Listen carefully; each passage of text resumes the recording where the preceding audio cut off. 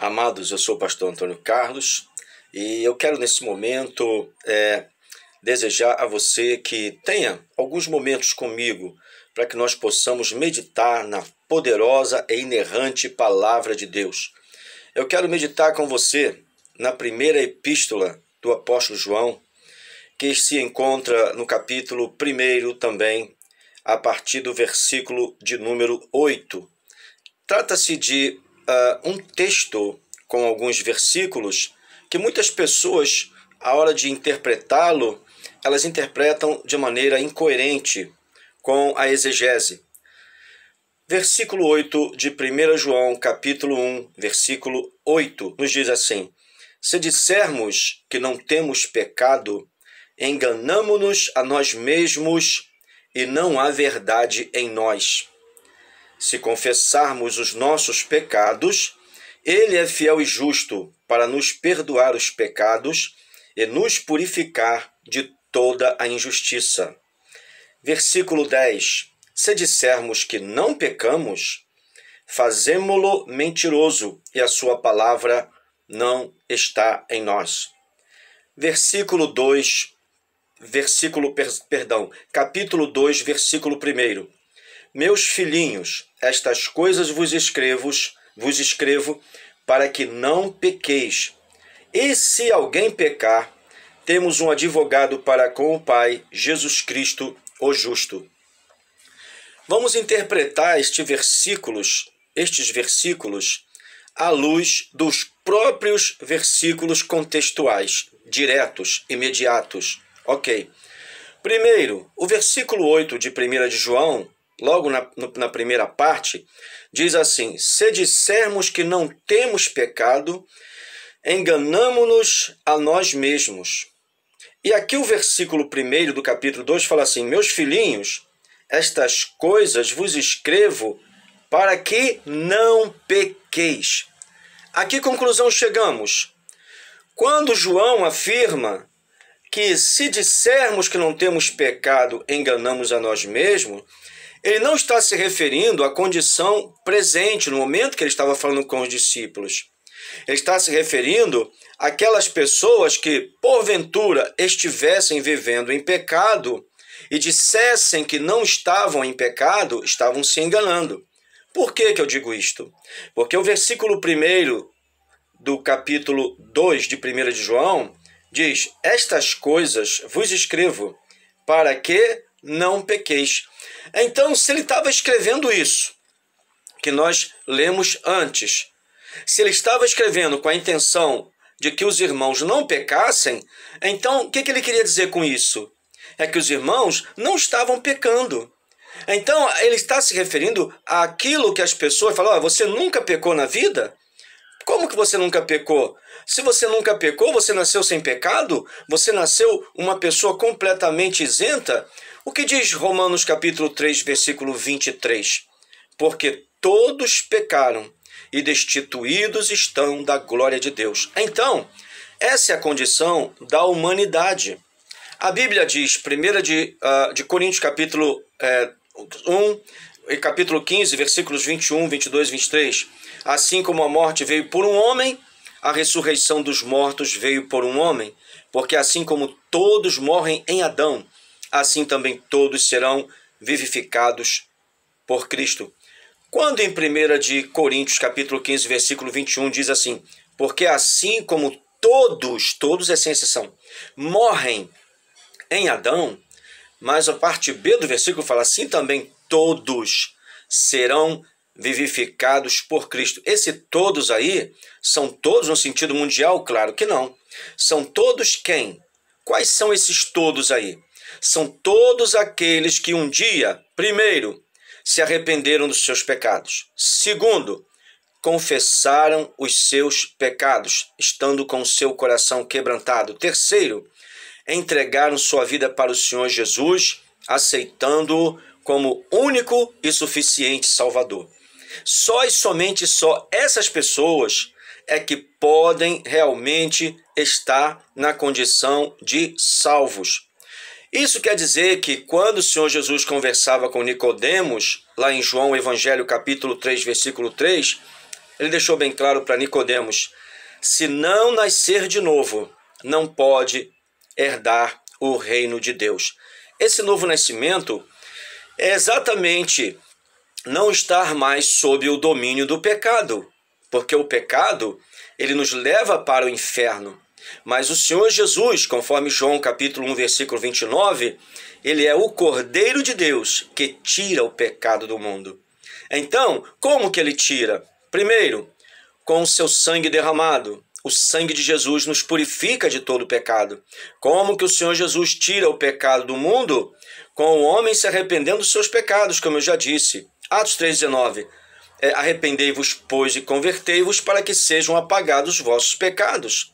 E venham assim os tempos do refrigério pela presença do Senhor. Quando uma pessoa se arrepende dos seus pecados, os confessa ao Senhor Jesus, essa pessoa automaticamente ela está fazendo isso porque ela quer entregar a sua vida para o Senhor Jesus. O Salmo 37, versículo 5 fala: entrega o teu caminho ao Senhor, confia nele, o mais ele fará. Entregar o nosso caminho é entregar a nossa vida para o Senhor Jesus. E quando nós fazemos isto, então tem uma promessa maravilhosa, entre outras, que está escrito em Romanos capítulo 6, versículo 14. Essa promessa é o seguinte: porque o pecado não terá domínio sobre vós, pois não estáis debaixo da lei, mas debaixo da graça. O pecado, ele é o pior câncer moral e espiritual da humanidade. Por esse motivo, em Romanos 3, 23, está dizendo: porque todos pecaram e destituídos estão da glória de Deus. Mas, 1 de João, capítulo 1, versículo 19, capítulo 1, versículo 9, se confessarmos os nossos pecados, Ele é fiel e justo para nos perdoar os pecados e nos purificar de toda a injustiça. Então, veja bem, o pecado, ele pode ser vencido.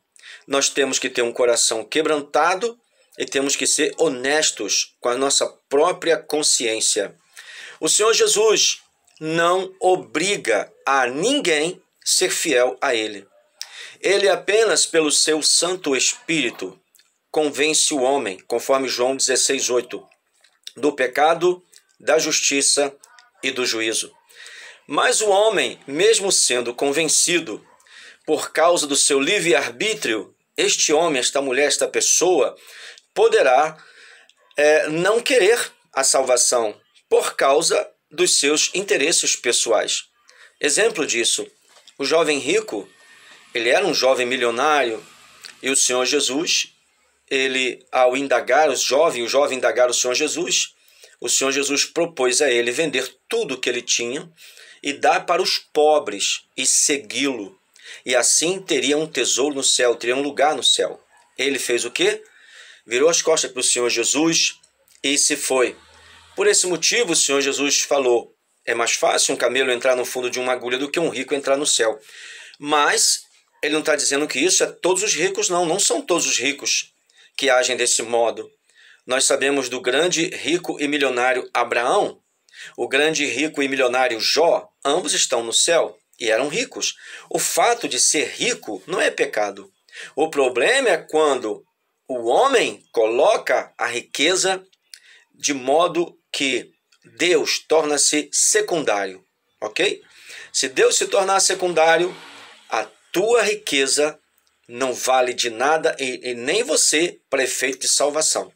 Então é necessário que nós tenhamos em mente que aqueles que servem ao Senhor, que colocam o Senhor em primeiro lugar em sua vida, estão cumprindo a palavra: buscai em primeiro lugar o reino de Deus e a sua justiça, e as demais coisas vos serão acrescentadas. Eu particularmente entendo que a maioria das pessoas que são pobres são as pessoas mais sensíveis à voz do Senhor. Por quê? Porque a própria pobreza em si, ela já aponta para muitas restrições socioeconômicas, restrições de outras naturezas, e essas restrições falam também de um certo sofrimento. Então, as pessoas mais pobres são as pessoas mais sofridas na vida, não é verdade? E por esse motivo, quando lhe é oferecido a salvação, é claro que nem todos os pobres querem ser salvos. Tem pobres que são pior do que rico, para efeito de rejeitar o Senhor Jesus. Porém, na grande maioria dos casos, as pessoas se quebrantam e dão ouvidos à voz do Senhor. Que coisa maravilhosa! Então, a Bíblia diz em 1 de João, capítulo 1, versículo 8, se dissermos que não temos pecado, enganamos a nós mesmos. É o mesmo que dizer assim, se eu disser que eu nunca fui pecador, eu estou me enganando, eu estou mentindo. Porque há 40 anos atrás, no meu caso, eu era um pecador, praticante do espiritismo, eu fumava, ingeria bebidas alcoólicas e outros pecados mais. Porém, graças ao bom e eterno Deus, que um dia, ao ouvir a pregação do Evangelho, eu entreguei a minha vida para o Senhor Jesus e eu me arrependi de todos os pecados que eu cometia. E, por causa dessa minha atitude, dessa minha opção pela fé em Jesus, fui liberto da bebida alcoólica imediatamente. Fui liberto do cigarro imediatamente. Fui liberto dos demônios imediatamente. Quer dizer, a libertação foi completa. E em seguida, também, no máximo em um mês, eu fui batizado com o Espírito Santo. Antes mesmo de ser batizado nas águas, eu já era cheio do Espírito Santo. E é claro, como eu entendo que a salvação não é pela emoção, mas é pela consciência, pela razão, pelo entendimento. O Senhor, primeiramente, fala ao entendimento e não à emoção. A emoção, ela procede do entendimento da aceitação a Cristo. Você aceita Cristo como seu único e suficiente Salvador e você se sente emocionado porque o Espírito Santo começa a te visitar. E aquela visitação é Deus falando sem palavras. Eu te amo. E eu enviei o meu Filho a este mundo para derramar o seu sangue por ti. E eu estou fazendo o que eu mais gosto de fazer, salvar as pessoas da condenação do inferno. E por esse motivo, eu estou te dizendo que te amo. Então é muito importante essa visitação no ato da salvação. Salvação com lágrima nos olhos é um dos espetáculos mais belos de se ver. Salvação com coração quebrantado, salvação legítima, é algo lindo de se ver. E eu tenho visto durante a minha vida, muitas vezes, as pessoas entregando suas vidas para o Senhor Jesus e sendo liberta de seus pecados, sendo liberta do domínio dos seus pecados. Muitas vezes a pessoa usa drogas e ela quer sair das drogas e ela é sincera. E ela vai a uma igreja evangélica e ela ouve a pregação e na hora do apelo ela vai até o púlpito, perto do púlpito, e ela entrega a sua vida para o Senhor Jesus, recebe a oração e começa a sentir a emoção da presença de Deus. E essas pessoas que fazem isso de todo o seu coração, elas são de fato libertas. Hoje, nós temos espalhados em várias igrejas do Brasil e do mundo afora centenas de milhares de ex-drogados, pessoas que usavam heroína, cocaína, maconha e etc. Essas pessoas hoje dão testemunhos, são pastores, são pessoas bem-sucedidas na vida espiritual. O que eu digo, o que eu chamo de uma pessoa bem-sucedida na vida espiritual, são pessoas que não andam mais segundo a carne, mas segundo o Espírito. São pessoas orientadas pelo Espírito Santo, são pessoas que são iluminadas pela palavra de Deus. Conforme o Salmo 119, versículo 105, lâmpada para os meus pés é a tua palavra e luz para o meu caminho. Então João aqui, em 1 de João, capítulo 2, versículo 1, ele diz, meus filhinhos, estas coisas vos escrevo, para que não pequeis. Se alguém pecar, temos um advogado para com o Pai, Jesus Cristo. Então significa que qualquer um de nós, se não vigiarmos, sim, podemos pecar. Não devemos, ok? Não devemos. Mas há essa possibilidade? Claro que há. Mas se eu e você vigiarmos, não vamos pecar, ok? A Bíblia fala que o pecado não vai ter domínio sobre nós. Romanos 6, versículo 14. A palavra de Deus afirma em João capítulo 3, versículo 8, que quem comete pecado é do diabo, porque o diabo peca desde o princípio. Para isto o Filho de Deus se manifestou, para desfazer as obras do diabo. Então, se eu faço a vontade de Deus, sou filho de Deus. Se eu faço a vontade do diabo, de quem eu sou filho, não é? Então, eu preciso de estar em Cristo. Paulo fala em 1 de Coríntios, capítulo 11, versículo 1, sede meus imitadores, como eu de Cristo. 1 de João, capítulo 2, versículo 6, disse o apóstolo João, aquele que diz que está nele, também deve andar como ele andou. Então, talvez alguns de vocês possam pensar agora, mas como posso imitar Jesus? Pode, porque em Filipenses 4:13 está dizendo, posso todas as coisas naquele que me fortalece. Paulo e João não eram anjos, eram seres humanos igual a você e a mim. E se eles, pela graça de Deus, conseguiram imitar Cristo, você e eu também podemos imitar Cristo. Por quê? Porque não havia uma graça especial para eles e outra para nós. A graça é uma só. O Cristo é um só. O mesmo Espírito Santo que estava em Paulo agindo na vida dele está agindo hoje na nossa vida. Agora, o que Paulo fez? Se quebrantou e deu lugar. O que eu e você temos que fazer? Sempre estarmos quebrantados e darmos lugar ao Espírito Santo. É sempre permitindo que sejamos guiados pelo Espírito Santo. Os que são guiados pelo Espírito de Deus, esses são filhos de Deus. Romanos 8, versículo 14. Ser guiado pelo Espírito Santo somente acontece na vida daqueles que têm o seu coração quebrantado e voluntariamente permitem que esse Santo Espírito os guie. Nós temos a nossa consciência que tenta nos orientar. É claro que a sua consciência te orienta, mas a sua consciência precisa estar fundamentada na palavra de Deus e reconhecer o Senhor Jesus em todas as áreas da sua vida. Provérbios 3, versículo 6. Reconhece-o em todos os teus caminhos e ele endireitará as tuas veredas.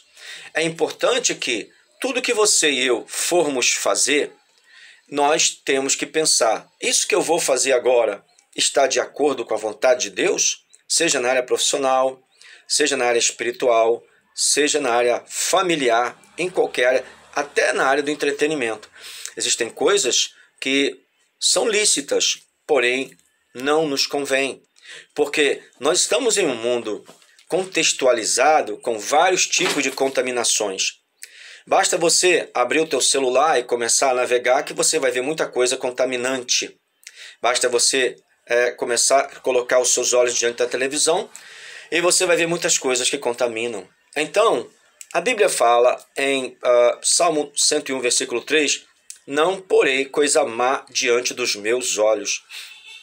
Se nós estivermos com a mente de Cristo, 1 de Coríntios, capítulo 2, versículo 6, quem conheceu a mente do Senhor para que o possa instruir, mas nós temos a mente de Cristo. Então, a palavra do Senhor deixa bem claro que nós precisamos, eu disse 1 Coríntios capítulo 2, versículo 16 e não 6, porque nós precisamos estar com a mente de Cristo 24 horas por dia, porque o mundo hoje está muito mais contaminado do que 10 anos atrás, do que 20 anos atrás.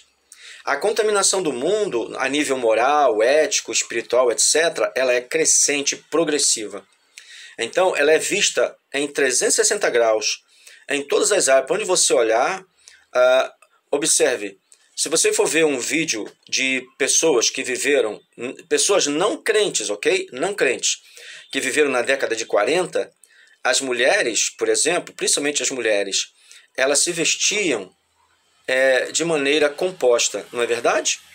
Eu estou falando da década de 40. Se você quiser retroceder para 30, 20, então, aí você vai ver, as mulheres não crentes se vestiam de maneira composta.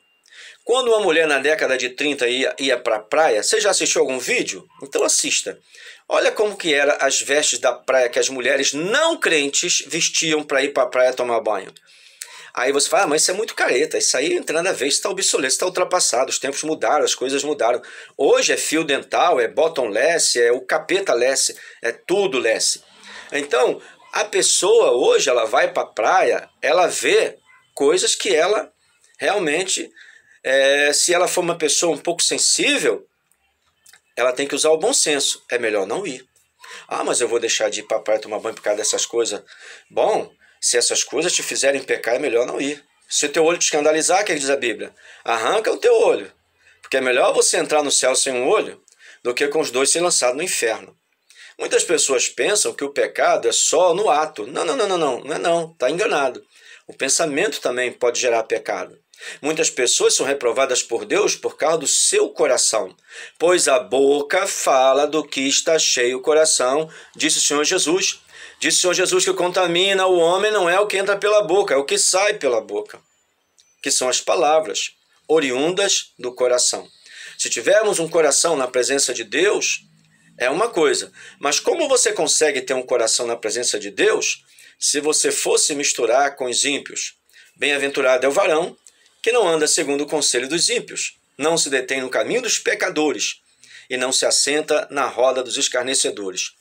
Eu, particularmente, adotei a Bíblia para a minha vida. Então, eu respeito e analiso as restrições bíblicas e eu concordo com 150% delas. Não é nem 100, é 150. Sabe por quê?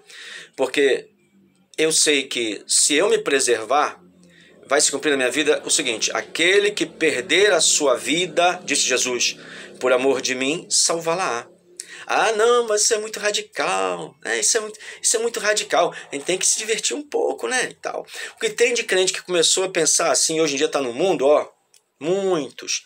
Tem uns que se divertiram tanto que já estão namorando no motel, entendeu? Já estão vivendo uma vida totalmente fora e ainda cantam nas igrejas. Para pensar, hein? São pessoal que precisa de um pouquinho de óleo de peroba para passar no rosto, óleo de peroba para passar no rosto. São uns caras de pau que eles andam por aí na igreja como se fossem, tá tudo bem com ele, mas não, tá fornicando, tá adulterando, não é? Tudo isso por quê? Porque não são radicais. Então é melhor nós vivermos uma vida de restrições do que uma vida liberal, né? O liberalismo hoje de muitos crentes está gerando crentes desigrejados. Eles preferem Cristo em casa, mas é um Cristo que é só na mente deles. Porque o Cristo da Bíblia não tem nada a ver com esse Cristo que eles creem, não. São pessoas que produzem e que criam Cristos, cada um segundo a sua conveniência. Que Deus em Cristo te abençoe e que você entenda de uma vez por todas que o Senhor Jesus nos chamou para vencer o pecado. Todos os dias é dia de vencer o pecado. Todos os dias é dia de vigiar. Todos os dias é dia de orar. Todos os dias é dia de adorar a Deus, de meditar na sua palavra e praticá-la. Que Deus em Cristo te abençoe. Eu sou o pastor Antônio Carlos. Eu gostaria que você, por bondade, desse um like, fizesse um comentário e compartilhasse. Isso vai ajudar muito o meu canal. E compartilhe essa palavra com crentes e com não crentes, ok? Porque Jesus ama os crentes, até aqueles crentes que já não estão tão crentes assim. Que Deus em Cristo te abençoe em nome